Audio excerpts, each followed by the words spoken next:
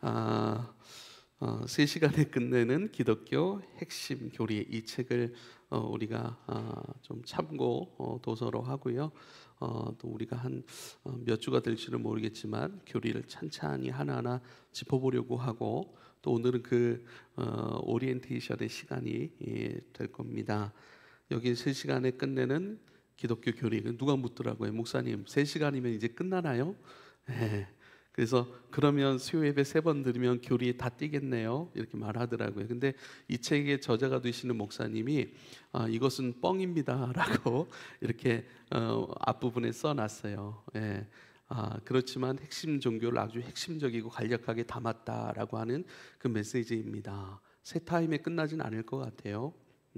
예를 들면 하나님을 어떻게 알 수 있나요? 라는 것이 1강인데요. 그 1강 안에 표현 있는 그 부분들이 상향 종교와 하향 종교, 계시가 뭔가요? 성경의 기록 목적, 성경의 유익, 이렇게 4개 챕터로 이렇게 되어 있습니다. 또 이 4개 챕터 중에 2개 정도 이렇게 나갈 수 있고, 또 가능하면 4개 정도도 나갈 수 있고, 아니면 1개 정도, 이렇게 우리가 어느 정도 깊이 있게 볼 수 있는가, 특별히 핵심이 되는 그 내용들을 조금 더 편안하고 쉽게 여러분이 받아들이고 이해할 수 있도록 함께 공부해 나가려고 합니다. 교리라고 하는 것은 우리는 말씀을 설교를 들을 때에 그 말씀이 어떤 의미를 가지고 있는가, 이 말씀이 의미하는 것이 뭔가, 그런 차원에서 말씀을 하나하나 배웠습니다.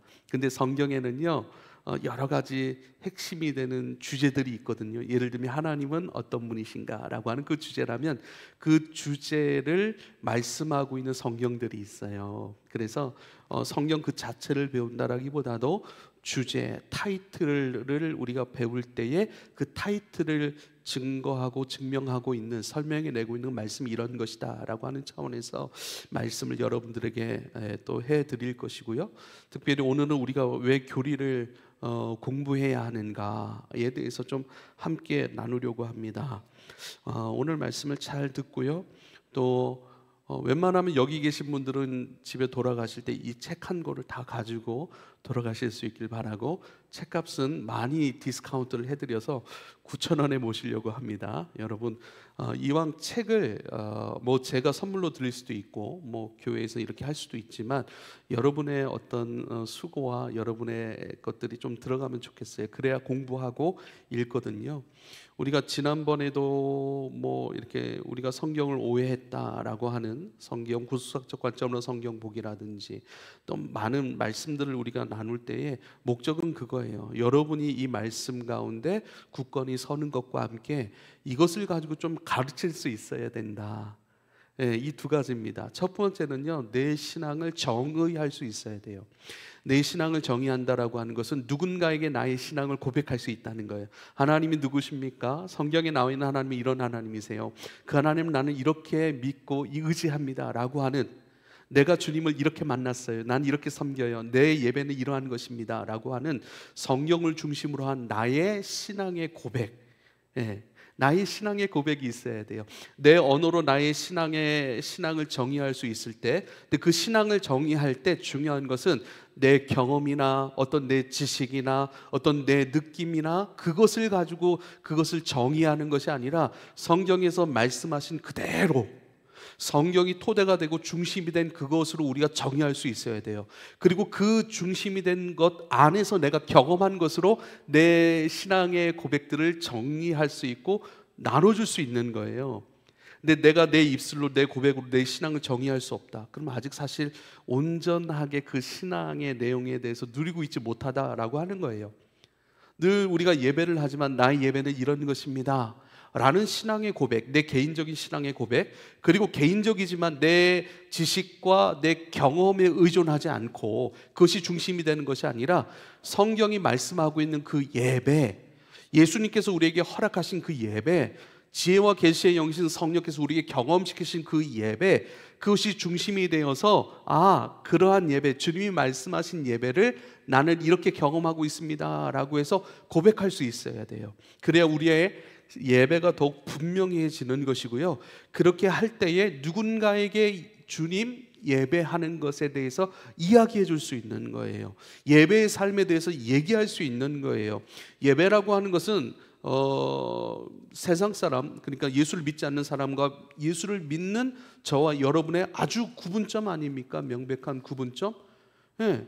그런데 우리는 예수 안에 있고 예수를 믿고 예배함에도 불구하고 세상 사람들과 구별됨 없이 살아가고 있는 이유는 뭐냐면 예배에 대한 정확한 정의, 내 고백, 경험, 성경에서 말씀하신 그 진리 안에서의 예배에 대한 경험을 우리가 잘 모르기 때문에 그래요.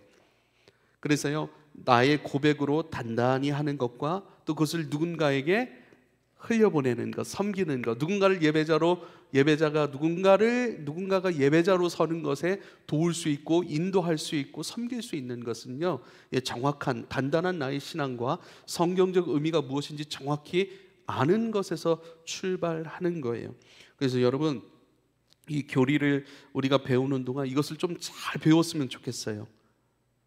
지금 우리 마라삼 속으로 리더들도 있습니다. 누군가 성경적인 질문을 하고 또 개인적인 신앙적 체험들을 물어봐요.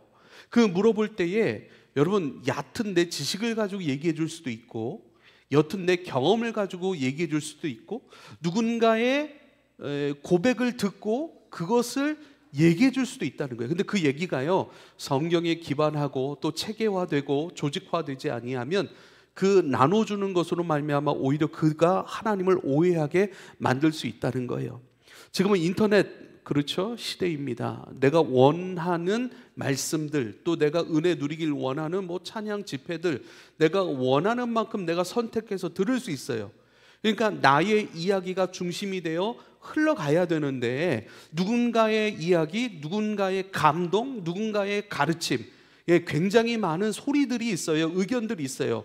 진리를 떠난 소리들도 많이 있다는 거예요. 분별해내지 못하면 흔들릴 수 있다는 거예요. 분별하지 못하면 고추장인지 된장인지 모르고 이걸 진리로 받아들여서 그것을 그대로 진리라고 내가 고백할 수 있는 가능성이 큰 거예요. 그래서 오늘 찬송을 그렇게 주님 앞에 드린 것도 우리는 그런 오류가 많은, 오류의 위험성이 다분한 존재입니다. 하나님의 은혜가 많이 필요합니다.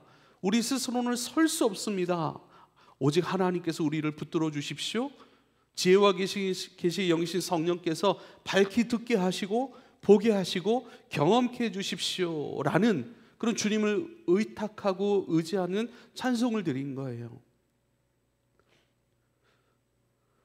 사랑하는 여러분, 우리는 진리 안에서 서야, 단단히 서야 주변에 많이 보고 듣고 하는 것들을 분별할 수 있고 구별해낼 수 있고 또 신앙의 유익이 되는 차원으로 내게 가져와 누릴 수 있는 줄 믿으실 수 있기를 부탁을 드립니다.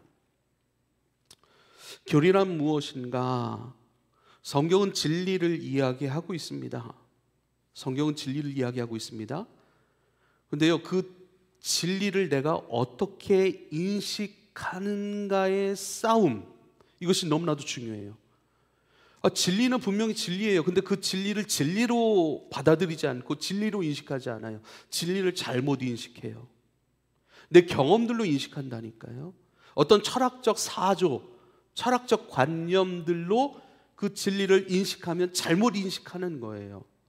오히려 그 진리가 어떤 것이 바르게 인식하기 위한 하나의 틀, 하나의 체계화된 것들, 이것을 교리라고 얘기를 합니다.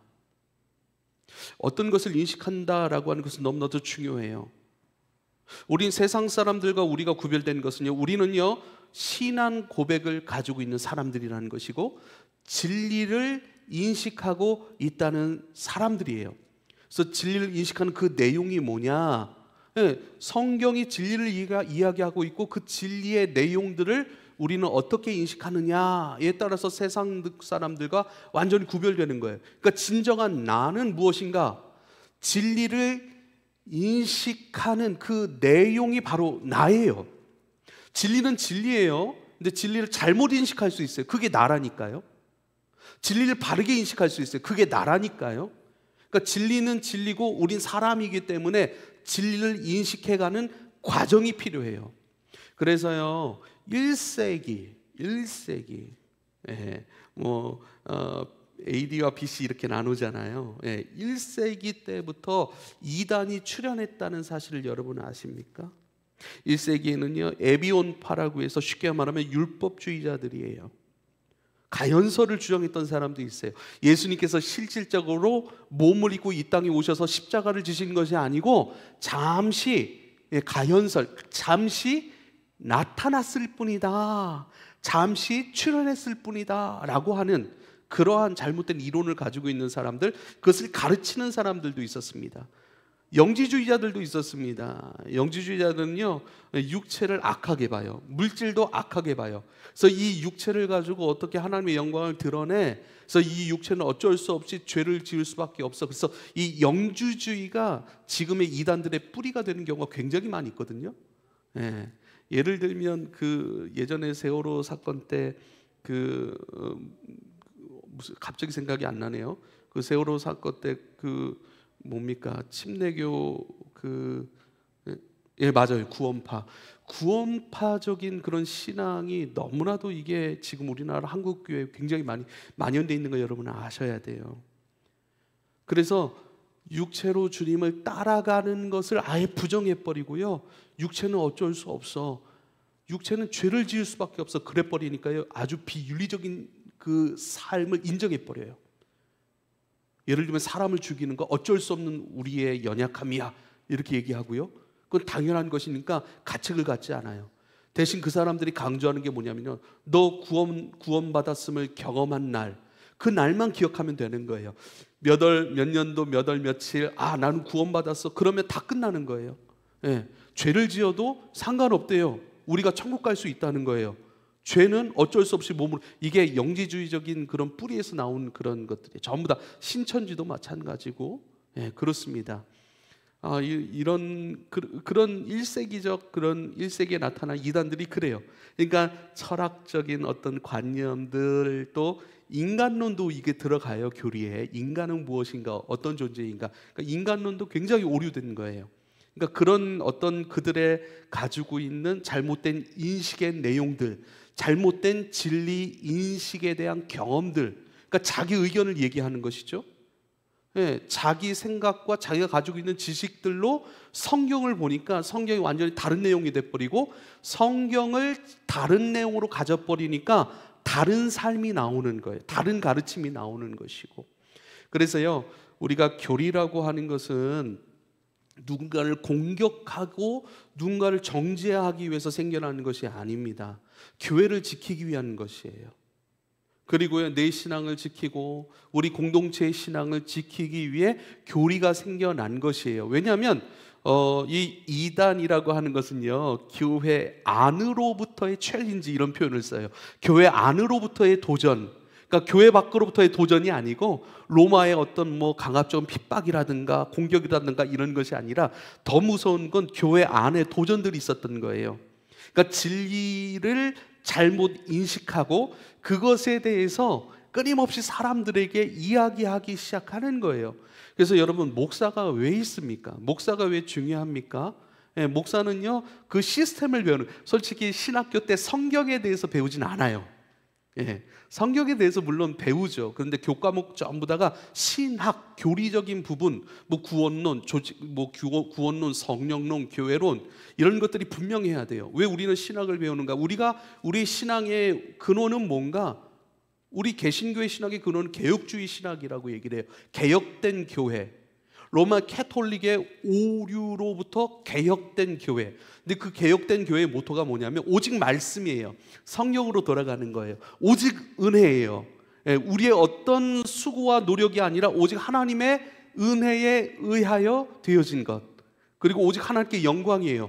우리의 살아가는 모든 것들 하나님의 영광을 향하여 나아갑니다. 영광을 위하여 그 일을 행하고 영광을 위하여 오늘 살아가고, 내 행하는 모든 것의 방향이 하나님의 영광을 위한 것이고, 우린 그 하나님의 영광을 향하여 가고 있습니다. 네, 이 세 가지 모토거든요. 그래서 이 세 가지 모토를 중심으로 해서 개혁주의 신앙이 이렇게 나오는 거예요.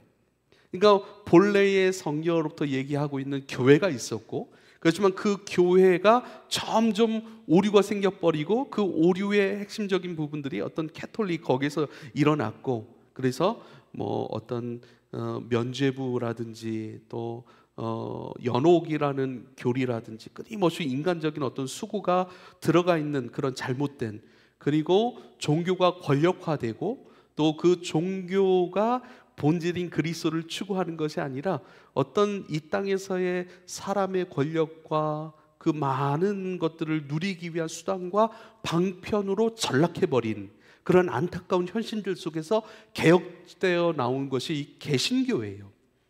그리고 개혁주의 신학이라고 하는 것은요, 개신교의 정체성을 시스템화하고 체계화해 놓은 것이죠. 지금 제가 여러분에게 많은 설교를 해요. 그리고 제 설교는 약간 범위가 넓은 설교예요. 그리고 뭐 조금 더 설교하지만 동방과 서방에 이렇게 신학의 두 뿌리가 이렇게 나눠 있는데, 우리 개혁교회는 조금 이렇게 서방 그 신학에 많이 이렇게 분위기가 물씬 하는데, 우리는 사실 동방 신학 쪽에 어떤 설교들 많이 하거든요. 근데 그런 설교들도 가능한 것이 뭐냐면 이 개혁주의 신학이라고 하는 이 시스템을 분명히 가지고 있고 이 틀 안에서 설교하기 때문에 괜찮은 거예요. 충분히 할 수 있는 거예요. 그래서 여러분, 중요한 걸 보세요. 성경은 진리를 얘기하고 있어요. 진리는 하나님과 그 하나님께서 행해 놓으신 하나님의 세상이에요. 하나님 나라라고 표현하진 않았습니다, 제가. 왜냐하면 하나님 나라라고 하면 통치적 개념에 의해서 어떠한 것, 구원, 뭐 또 성화, 뭐 주님께로 이렇게 되돌아감, 완성, 뭐 연합, 뭐 이런 차원인데, 그거보다 더 넓어요. 하나님과 그 하나님이 열어놓으신 그 세상들, 이게 진리예요. 네. 근데 그 진리를 인식하는 내용들이 있고 이 내용들이 합당해야 되는 거예요. 그래서 우리는요, 이 진리라고 하는 것을 인식할 때에 우리가 죄와 사망의 존재잖아요. 쉽게 말하면 오류가 많은 사람들이에요. 내 마음대로 판단하고 내 경험과 지식, 내 옅은 것으로 끊임없이 판단하고 뭔가를 만들어내기 좋아하는 그 습성들이 우리 가운데 있다라고요. 이것을 인정하는 사람들은 나 개인적인 차원의 것으로 뭔가를 결정하지 않아요. 뭔가를 쉽게 뱉어내지 않아요. 그래서 왜 사람들이 그렇게 학위를 따려고 열심히 노력합니까? 권위를 갖기 위한 거예요. 권위는요, 어떤 힘, 파워가 아니에요. 권위는 안전을 상징합니다. 안전하게 하는 힘이에요. 그래서 이 사람이 어떤 학교에서 어떤 교수에게 무엇을 배웠는지가 참 중요해요. 그것을 보면 이 사람에게 배워도 되고 이 사람에게 박사학위를 해도 되고 거기서 선택되는 거예요. 근데 괜히 네임밸류만 보고 학교를 가버리고 누가 어떤 교수가 어떻게 무엇을 가르치는지도 몰라요. 그 사람이 나온 출신 학교, 그 사람의 담당 교수, 그 사람이 썼던 논문, 그 사람이 추구했던 어떤 주제들, 이것이 다 보여지고 읽혀져야 돼요. 그래서 그런 많은 흐름들이 있고 많은 체계화해 놓은 것들이 있습니다. 근데 저는 우리 개혁주의 신학이 가지고 있는 가장 기본적인 틀, 이것들을 함께 나누려고 하고 이것 정도는 우리 성도들이 가지고 있어야 된다. 그래서 우리가 신학을 하는 것에 대해서 또 우리가 교리를 공부하고 그 교리의 시스템화된 것을 가지고 실제로 우리는 성경을 해석합니다. 그리고 실제로 그것을 가지고 우리는 이 성경의 내용들을 삶으로 가져오는 것들을 살아내요. 그래서 이 교리는 성도들이 꼭 같이 배워야 합니다. 다시 한번 말씀을 드릴게요. 교리란 무엇인가? 진리가 있는데요, 성경 말하는 진리, 즉 하나님과 그 하나님의 세상에 대한 그것을 어떻게 인식할 것인가라고 하는 그 내용들, 그렇죠?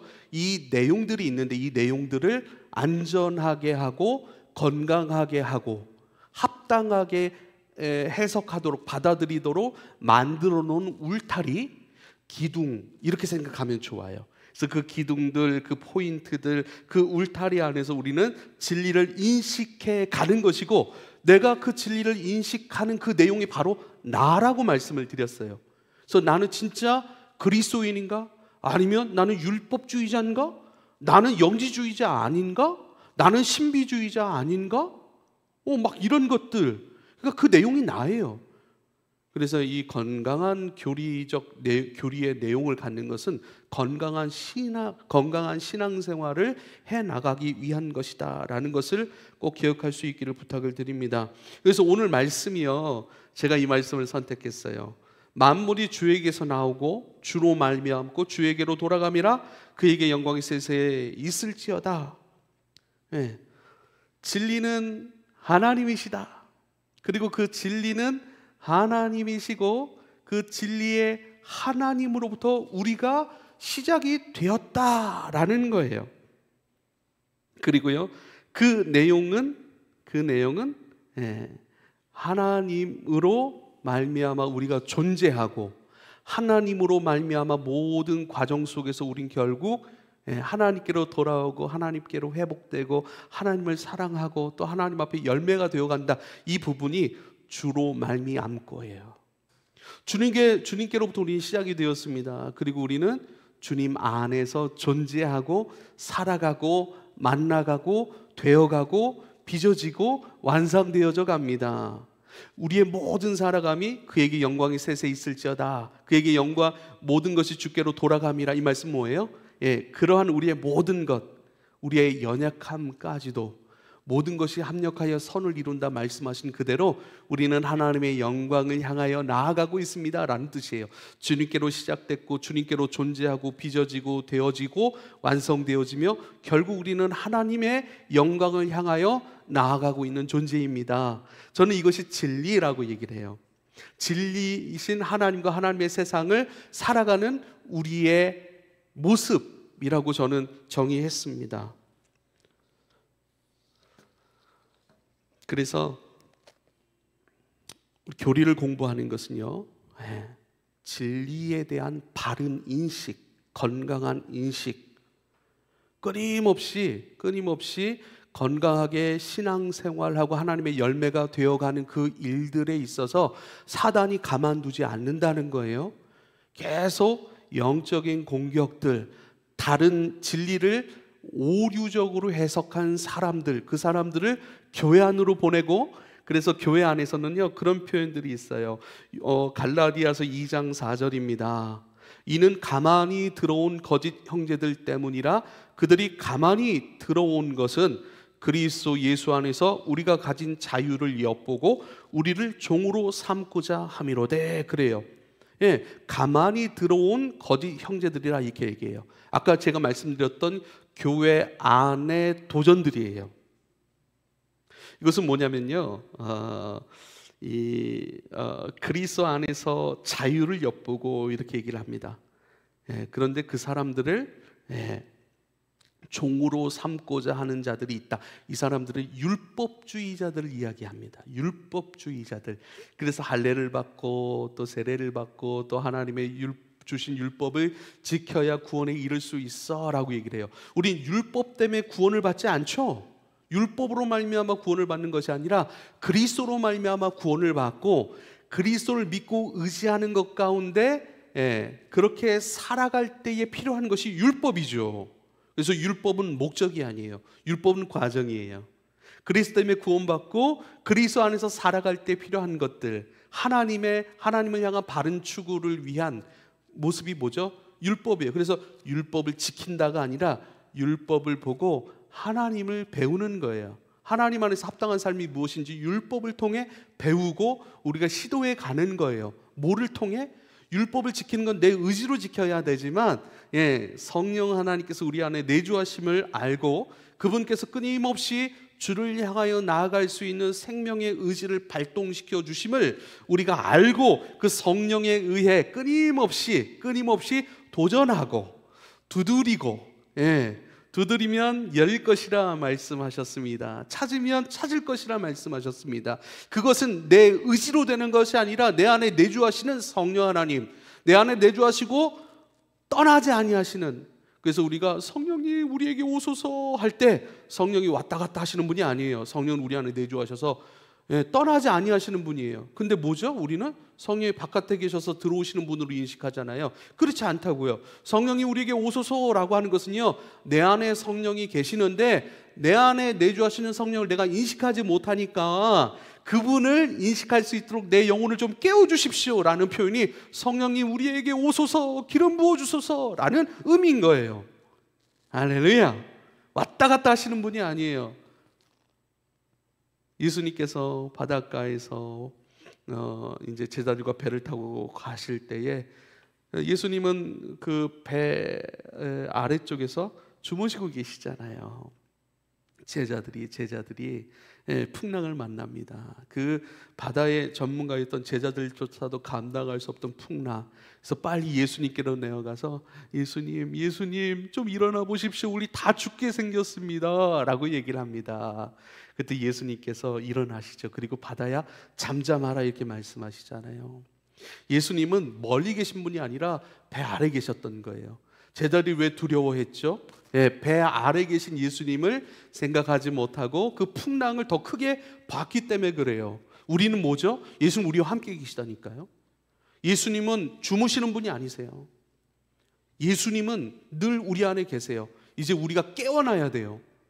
그래서 예수님을 잡아 깨우는 제자들처럼 우리가 깨어 있다는 것은 우리 안에 계신 주님을 기억하고 늘 그 주님을 깨워내고 의지하고 주님을 부르고 주님과 함께 믿음의 여정, 배 인생이라고 하는 이 배의 항해를 함께 나가는 것인 것을 꼭 기억할 수 있기를 부탁을 드립니다. 그래서요, 가만히 들어온 거짓 형제들 거짓말을 하는 거예요. 야, 예수 그리스도를 믿는다고 구원받는다고? 야, 그러면 구원받은 증거가 뭐야?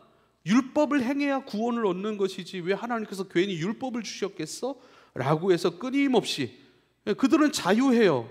할례를 행하지 않아도 예수님의 은혜로 구원을 받습니다. 그들은 할례를 행해야 하나님의 선민 백성이 되고 자격을 갖추고 그 자격 갖춘 자들에게 임하는 것이 은혜야. 그러니까 뭔가 끊임없이 우리의 자격을 요구해요. 그렇게 살면 안 된다고 얘기를 해요. 그것은 참 믿음이 아니라고 얘기를 해요. 뭔가 인간의 수고와 에너지, 뭔가 어떤 행위를 더해야지 구원의 조건이 찬다고 얘기를 해요. 아닙니다. 우리는 죄와 허물로 이미 죽어버린 자들이에요. 에베소서 2장이 그렇게 우리를 선포하고 말씀하고 계세요. 죄와 허물로 우리는 죽어버렸어요. 죽은 존재가 움직일 수 있습니까? 없어요. 죽은 존재가 뭘 할 수 있습니까? 없어요. 죽은 우리를 예수 그리스도께서 살리시러 이 땅에 오신 거예요. 아무것도 할 수 없고 반응할 수 없는 존재들을 예수님께서 살리시기 위하여, 생명 주시기 위하여 이 땅에 오신 것을 믿으실 수 있기를 부탁을 드립니다. 예수님으로 말미암아 죽은 자가 살아났어요. 죽었기 때문에 주님을 감각하지도 못해요. 듣지도 못해요. 보지도 못해요. 움직이지도 못해요. 죽은 자예요. 근데 우리로 하여금 주님이 생명 주시고 부활 생명으로 다시 일으켜 주셨어요. 이제 주 안에 있음으로 보는 거예요. 주 안에 있음으로 듣는 거예요. 주 안에 있음으로 주를 감각하여서 이제는 구원을 얻기 위해 감각한 주님을 순종하는 것이 아니라 구원하셨으므로 이젠 살아나 주님을 감각하니 이젠 주 안에서 어떻게 기쁨으로 살아가면서 주님을 따라갈 것인가 라고 하는 완전히 이루신 그 구원 안에서의 이제 삶이에요. 그래서 구원받기 위한 믿음이 아니고 이제는 어떻게 해요? 구원 안에서 어떻게 살까라고 하는 삶에 대한 믿음이 저와 여러분 가운데 필요한 줄 믿으실 수 있기를 부탁을 드립니다. 디모데후서 3장 5절 9절 보세요. 이건 영지주의자들에 대한 말씀이에요. 디모데후서 3장 5절 9절입니다. 경건의 모양은 있으나 경건의 능력은 부인하니 이 같은 자들에게서 내가 돌아서라 그래요. 경건의 능력이 뭐예요? 경건은요, 그리스도의 생명을 살아내는 것, 그리스도의 은혜를 내 인격으로 입고 내 언어로 표현하고 내 삶으로 순종하여 따라가는 것, 이것을 경건이라고 얘기를 해요. 그 삶의 승리를 경건의 능력이라고 하겠죠. 그죠? 주님을 따라갈 수 있다는 거예요. 우리가 많은 부분에 있어서 여전히 넘어질지라도, 나는 넘어질지라도 난 여전히 약해요. 난 내 약함 가운데 역사하시는 분이 예수 그리스도예요. 할렐루야. 그래서 우리는 내 약함 안에 그리스도의 강함이 나타났습니다라고 성경이 말씀하고 있는 거예요. 근데 영지주의자들은 뭐예요? 야, 못 따라가. 이미 구원해 주셨으니까 막 살아. 그러니까 그 구원파들은 그 윤리적인 부분에 있어서 굉장히 문제가 많은 그런 이단이에요. 윤리적으로도 문제가 많아요. 이미 구원받았으니까 막 살아도 된대요. 근데 이상하게 한국교회, 이 개혁교회, 정통교회라고 하는 교회의 안에 있는 성도들이 그렇게 배우진 않았지만 그러한 구원파적인 신앙에 물들어 있는 사람들이 너무 많아요. 주님을 따라가고 그 따라가는 것이 억지가 아니라 기쁨이라고 선포해야 돼요. 가르쳐 줘야 돼요. 우리가 함께 먹고 마시고 기뻐하고 예배하고 기쁠 때 보십시오. 찬양이 저절로 나와요. 기쁠 때 보세요. 나눔이 저절로 나와요. 기쁠 때 보세요. 저절로 몸이 움직여져요. 기쁠 때 보세요. 그때 언제 미워하나? 저런 면도 있었네. 괜찮은데. 기쁠 때는요 쉽고 가볍게 따라간다니까요. 그 기쁨으로 쉽고 가볍게 따라가는 열쇠가 어디예요? 공동체에 있다니까요. 함께 말씀으로 듣고 또 함께 그 말씀 안에서 살아가려고 애를 쓰진 않아요. 근데요 개개인 가운데 그리스도의 기쁨이 있으니 그 기쁨이 그냥 흘러가게 자연스럽게 역사되어지는 거예요. 우리 이번에 MT 가서도 누가 뭐 하자 그랬습니까? 함께 모이고 기타를 잡고 찬송을 하고, 그것이 아직 우리가 처음 해봐서 막 그게 처음 나타난 모습이에요. 모닥불 가운데 이렇게 둘러앉고 각자의 고백과 찬송, 그래서 처음 해봤으면 어색하지만 그래도 막 즐겁게 기쁨으로 막 교제 나누고 찬송하고 이런 건 자연스럽게 나타나는 거예요. 누가 막 시키지도 않아요. 막 불 피우고 막 고기 굽고 막, 그렇죠?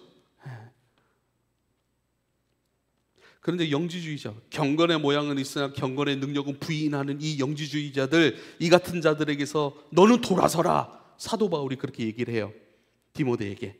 그들 중에 남의 집에 가만히 들어가 어리석은 여자를 유인하는 자들이 있으니 그 여자는 죄를 중히 여기고 여러 가지 욕심에 끌림받으여 항상 배우나 끝내 진리의 지식에 이를 수 없느니라. 항상 배워요. 지식을 가지고 있어요. 근데 뭐래요? 진리의 지식에 이를 수 없대요. 진리의 지식은 뭐예요? 진리는 그리스도라고 생각하면 좋겠어요. 지식은 뭐예요? 경험인 거예요. 그리스도를 경험하고 그리스도를 사랑하게 되고, 그리스도를 사랑하게 되니 더 깊이 보게 되고 더 깊이 헤아리게 되고 더 깊이 보고 헤아리게 되니 그리스도로 움직여가고 순종해가는 그 단단한 음식의 사람이에요. 진리의 지식에 진리를 살아내고 진리를 기뻐하고 진리로 깨어나고 진리로 즐거워할 줄 아는 진짜 신앙의 진수에는 이르지 못하느니라, 그렇게 얘기해요.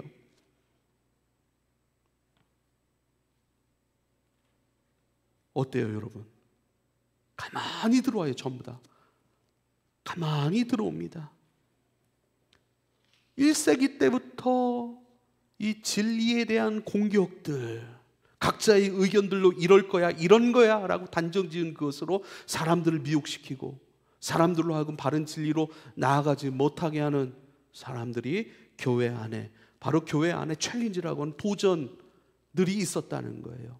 그래서 이 도전들, 그러니까 막 누군가를, 이게 아니라 성도를 지키기 위해서 그 시스템화 시켜놓은 거예요. 다른 시스템, 오류적인 내용으로 진리를 인식하고 있으니 그것은 건강한 성경의 해석이 아니고 건강한 신앙의 내용을 갖고 있지 않습니다라고 분별해주고 다시 권면해주고 돌아오라고 얘기를 하고, 바른 성경 진리 지식 가운데, 내용 가운데 그것을 가지라고 권면해야 되는 것이죠. 그 권면 가운데 따르지 않으면 어떻게 되죠?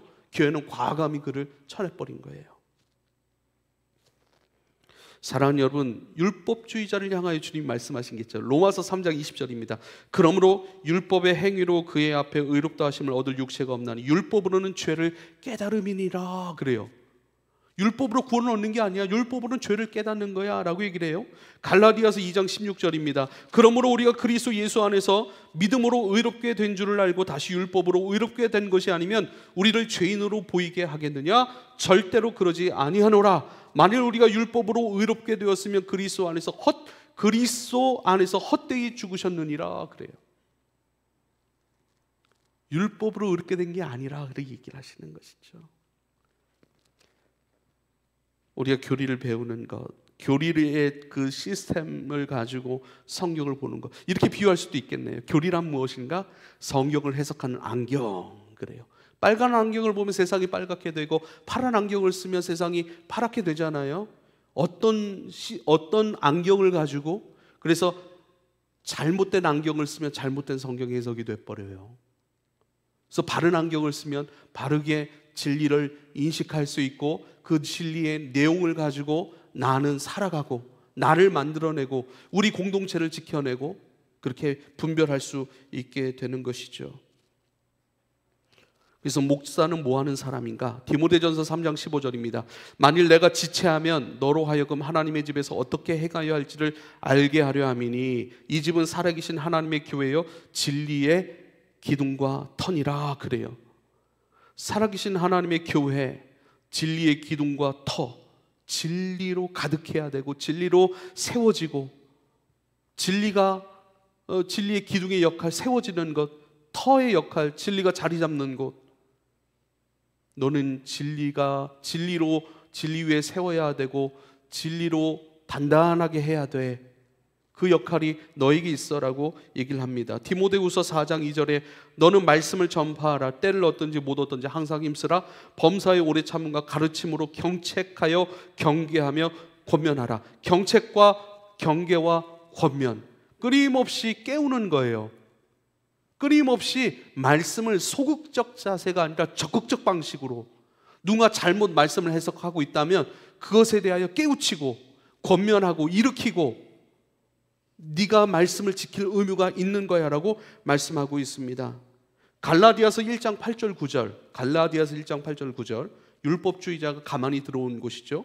그러나 우리가 혹은 하늘로부터 온 천사라도 우리가 너희에게 전한 복음 외에 다른 복음을 전하면 저주를 받을지어다. 우리가 전에 말하였거니와 내가 지금 다시 말하노니 만일 누구든지 너희가 받은 것 외에 다른 복음을 전하면 저주를 받을지어다. 교회 안에서의 도전들, 복음 아닌 다른 복음이 여전히 우리 가운데 흘러오고 있는 거예요.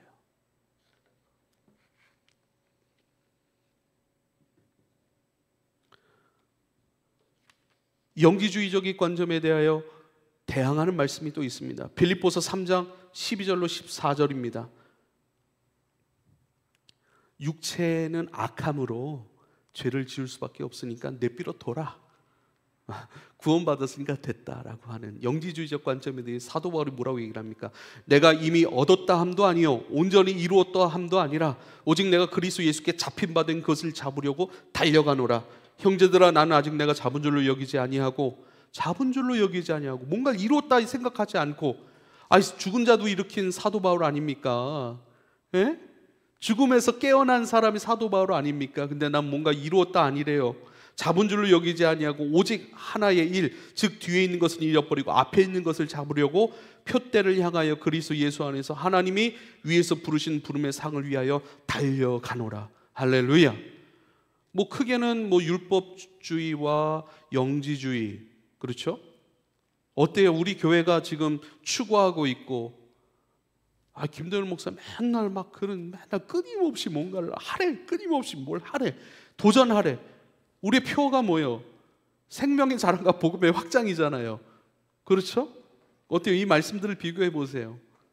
영지주의, 감히 그리스도의 고귀한 생명, 그것을 전해받은 자들이 우리 일상을 날마다 지고 우리 육체를 포기하고 윤리적으로도 어쩔 수 없는 그 손가락질을 받을 수밖에 없는 그런 안타까움에 머물러 있을 수가 있습니까?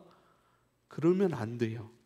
끊임없이 그리스도를 향해, 여러분 나는 어떤 사람입니다, 좀 그런 말 좀 우리가 안 했으면 좋겠어요.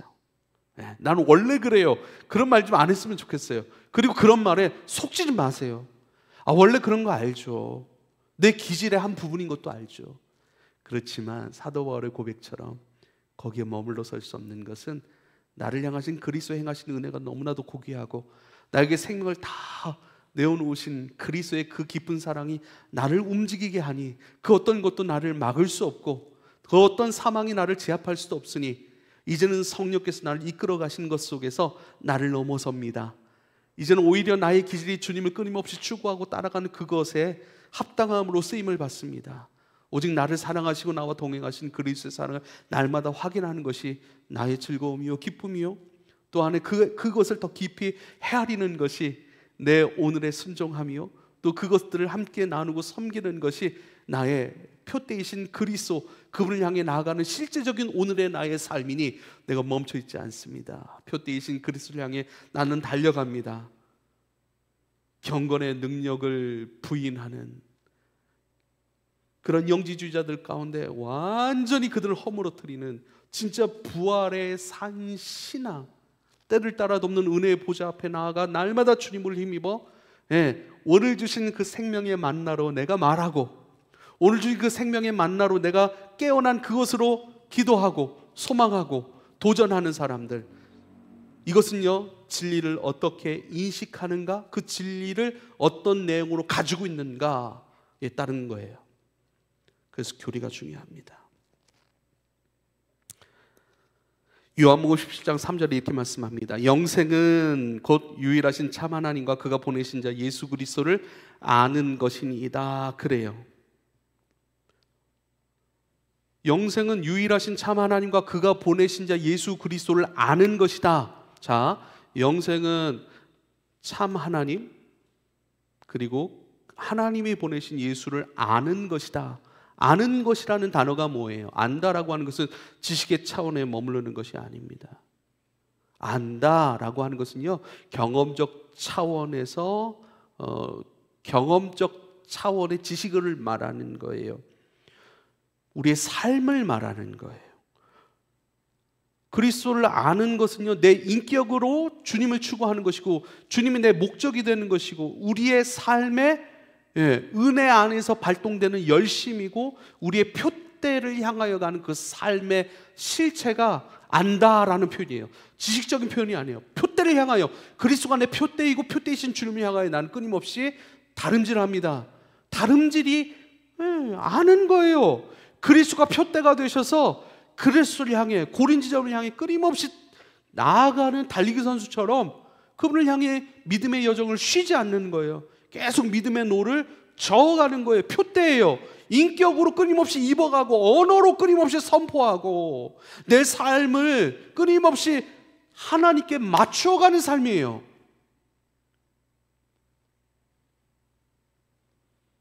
할렐루야. 나는 이런 사람입니다 하고 나에게 나를 맞추지 마세요. 자꾸 나를 얘기하는 게 신앙 아닙니다. 그리스도를 얘기하는 게 신앙입니다. 나는 이런 사람이에요. 아니에요. 그리스도는 나에게 이런 분이십니다. 그리스도가 나를 움직이십니다. 그리스도는 나를 걷게 하세요. 그리스도는 나에게 생명의 생각으로 끊임없이 주입하시는 분이시오.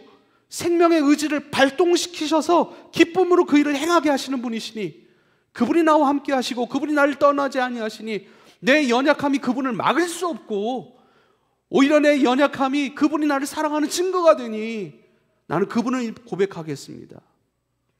할렐루야. 누가 그랬죠? 우리 찬양 부르는데 우리 병준 형제는 무슨 노래를 불러도 참 우울하네요. 그래요. 우울하게 부르지 마세요. 이제 즐거운 찬양 부르세요. 이제 할렐루야. 깊이 고백도 하고 밝게 고백도 하고, 밝게 고백하는 연습 좀 하세요. 할렐루야. 난 원래 이런 찬양뿐이 못하는데 이게 저한테 나를 고백하지 말고 주님이 나의 안에 기쁨으로, 주님이 내 안에 생기로, 날마다 이스라엘 광야 가운데 날마다 만나 메추라기를 넣어주신 것처럼 일용할 양식, 오늘 내가 살 수 있는 은혜, 내가 오늘 기뻐할 수 있는 오늘의 합당한 은혜 주시는 내 하나님 여호와 이레, 나의 모든 장래를 예비하시는 것, 나로 하여금 멈춰 있지 않게 하시고 달려갈 만한 것, 살아갈 만한 것, 표대신 그리스도를 향해 달려갈 만한 모든 것으로 준비하여 기다리시는 주님이시니 내가 두드립니다. 할렐루야. 두드린다라고 하는 것은 내가 뭔가를 이룬다는 게 아니에요. 이루심으로 마련해 놓은 것을 보고 믿음으로 두드리는 거죠. 그 안에 뭐가 있는 것을 믿고 두드리는 거예요. 할렐루야. 그러면 바뀝니다. 할렐루야. 마지막 말씀이에요. 요한복음 1장 14절입니다. 말씀이 육신이 되어 우리 가운데 거하시며 우리가 그의 영광을 보니 아버지의 독생자의 영광이요 은혜와 진리가 충만하더라. 그래요. 우리는 죄와 허물로 죽어버린 자들, 생명 없는 자들, 사망 가운데 사망의 존재였던 우리, 주님을 볼 수도 알 수도 없어서 그 주님이 당신을 보여주시고 당신의 사랑을 우리 가운데 주입시켜 주시고 당신의 세상 안에 다시 인생을 살아가게 하시기 위하여 진리이신 주님이 그 진리를 인식하고 내용으로 가질 수 있도록 우리 가운데 오셨고 보여주셨고 말씀해 주셨어요. 그게 성경이에요. 우리가 볼 수 없는 자였어요. 그래서 생명을 주어서 살아나게 하셔서 이제 볼 수 있게 해주셨어요. 들을 수 있게 해주셨어요. 진리를 모르는 자들, 진리가 없으니 사망이에요. 근데 사망인 존재에게 진리로 오셔서 생명의 존재가 되게 하시고, 이제 진리로 오셔서 보게 하시고 듣게 하시고 인식하게 하시고 그 내용을 내 정체성으로 가자 내가 살아갈 수 있도록 하신 것. 그래서 이 처음에 하나님이 누구신가요? 라는 그 첫 번째 1강의 첫 번째 챕터가요, 상향 종교와 하향 종교를 얘기합니다. 상향 종교는 위로 올라가는 종교예요. 끊임없이 비나이다 비나이다, 우리가 원하는 것들이 있는데 틀어주세요 하고 비는 종교예요. 모든 세상의 종교는 두 가지 종교는 상향 종교와 하향 종교입니다. 하향 종교는요, 하나님이 누군지 바르게 알 수 없어요. 그래서 사람들이 기독교를 제외한 모든 종교가 상향 종교예요. 내가 믿는 하나님이 뭔지도 모르고 무엇을 주시는 하나님도 모르고 자기 탐심, 이 땅에서 잘 먹고 잘 비가 오고 그래야 뭐 농사가 잘 되니까 그것만, 자기 죄만 구해요. 근데요, 우리가 하나님을 알 수 없으니까 하나님이 우리에게 내려오셨어요. 이게 하향, 내려오는 종교, 찾아오시는 그리스도, 찾아오시는 예수님, 그분을 믿는 것이 우리 기독교예요. 우리 기독교만 유일하게 하향 종교예요. 주님이 오셨어요. 말씀이 육신이 되어 우리 가운데 거하심에 우리가 그의 영광을 보니 아버지의 독생자의 영광이 은혜와 진리와 충만하더라. 말씀을 마치겠습니다. 진리, 그리고 그 진리를 인식하여 내 안에 쌓아진 내용들이 나를 만들어요. 그래서 그 내용들이 분명하게 자리 잡으면 가만히 들어온 자들, 교회 안의 도전들, 그런 어둠의 세력들, 비진리, 오류들을 구별해낼 수 있고 분별해낼 수 있고요. 그리고 그 오류로부터 내 교회를 지킬 수 있어요. 그리고 그 오류로부터 지켜지니 우리가 바르게 그리스도를 추구할 수 있습니다. 그래서 이 시스템이 우리가 함께 공부하는 이 수요예배 가운데 저와 여러분의 잘 세워질 수 있게 되길 여러분 축복합니다. 기도하겠습니다. 아버지여, 감사합니다. 주님이 우리를 사랑하신 그 내용 바르게 건강하게 소유할 수 있게 해주십시오.